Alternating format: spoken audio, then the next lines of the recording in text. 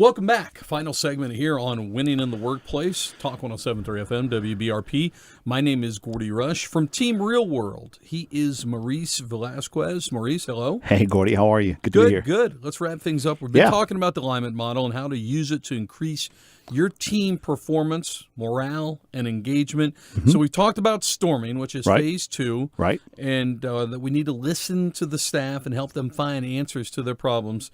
So then we go to phase 3, which is norming. Norming is the one that that we almost skip all the time. See, with storming, just the nature of problems, it forces us to go to storming. You know what I'm saying? But what happens with norming is that we forget to do these things, okay? And we don't realize that, man, you can't really ask people to perform if you don't norm. So what does norm mean? Norm means this. Remember the problems that we disagreed with in storming? Mm-hmm. Okay? What were those problems about? Well, problems about not being able to communicate up and down. Right. You know, obviously part of that. And that's right. Being not able to have a release to identify what people's problems are. That's right. And they fell in 4 areas. Correct. 1, processes. Yeah. Right? We're disagreeing about how something is supposed to be done. Second of all, we're disagreeing about the roles. Right? Right. Third, we're disagreeing about what other departments are supposed to be doing or not doing. And then something global. And fourth, something global, right? Right. Well, you know what we don't do, Gordy? Is when we say, okay, I think we figured it out. I see what we're doing. So what we're saying is we're agreeing that we've had this fight and this disagreement because we're not doing this the same way, but now we're saying we're going to do it like this. 1, 2, 3, 4. Is everybody in agreement? Yes. Everybody says yes, is in agreement. Great. Good. We're getting out of storming, but then what do we forget to do? Norm it, bring it into agreement, into alignment. This is what is normal. Put it on a sheet of paper. Okay. Yeah. Somebody put it on a sheet of paper, and that sheet of paper can be a formal process or it can be the notes of a meeting. In other words, the notes of a meeting could say is we agreed that we were going to fix it and put those steps in the meeting notes, right? But officialize it. In other words, norm it. Make it to where people can't walk out of that meeting and kind of have their own interpretation. Okay? I got you. So it's got to be in writing. It's got to be in writing. Otherwise, people forget about it. They're not going to make a point. Right. And we just forget, Gordy, that we're just all different personalities. Mm-hmm. Okay. We think we were all paying attention when we said 1, 2, 3, 4. Right. And we think everybody was listening. Right. That nobody tuned out. Mm-hmm. That nobody missed any of the steps. All right. And that we were all in agreement about it. Well, what happens is the D's in the room, they're usually not present in that meeting 70% of the time.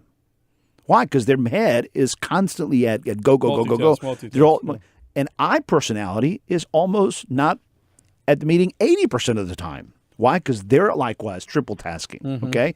The S's, they're wanting to ask about 5 questions for each one of those steps, but we didn't give time for that in the meeting. Right. And then the high C individuals, this is the DISC model, they want to ask a lot more details regarding what the impact's going to be. You see what I'm saying? So we come out of a meeting and we had a real quick conversation and we agreed we're going to do steps 1, step 2, step 3, step 4. Okay, good. Everybody's on page. Great. Everybody goes on, boom, leaves the room. And how long does that last? 30 minutes, 1 day. 1 day. Yeah. What happens 6 weeks later? Everybody's forgot about it.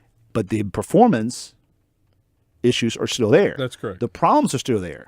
And then that's brought up back to the supervisor, back to the manager. And then they go, wait a minute.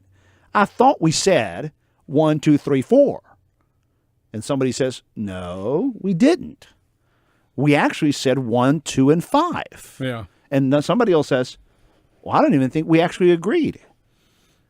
What do you think? Well, you know what? I thought we were supposed to come back and think about it and actually finalize it. I think it was on the table. And here we are 6 weeks later with the same problems all over again. All right. So I get it now. So in norming, right, it's all about officializing it. Gotcha. You know what I'm saying? And it has to be an agreement that once the notes are sent out with the 1, 2, 3, 4, everyone agrees that's it. So if you don't bring it up, you're going to be held accountable to that 1, 2, 3, 4. And if you didn't agree, you need to bring it back up again. You know what I'm saying? And if you have more questions, you got to bring it back up. But if we said execute, then that means we're all executing. Ready? Ready, everybody? Let's norm. Everybody on the same page? 1, 2, ready? Now you're norming. Okay? And then for the next 30 days, we're going to practice this together and check its progress every week until we make this problem go away and then ask ourselves the question, what's the next issue? And you keep norming and get everybody on the same page. All right, I get it. So help me out. Fill in the blanks here. Okay. If we identify problems. Correct. And in the storming phase. Yeah. Okay. And if we find solutions. Right. Correct. Then we make those in the processes or guidelines or training modules. That's right. Exactly. By writing them down, right? Okay. That's it. Okay. That's how you get people and teams out of the storming phase. And get them into norming, by writing them down, making them the training, the modules, and if we do this consistently and practice the things we decided, what's going to happen? Well, hopefully you're going to start performing. Exactly. Right. But everybody's going to be performing as we agreed. Gotcha. And then managers and executives realize, oh, okay, this is how you get teams to perform. You don't tell them, okay? You let them figure it out on their own. But you teach them how to figure it out first. Right. Okay? And you tell them, now that I've shown you how to do this, where do we start? Go find the problems. You see, go find the problems. Go talk to the staff, find out what the problems are. Let's figure out what those answers are. Let's build them in a process. Let's practice, perform. Then, 2 weeks later, what do? Find out what the problems are. Okay?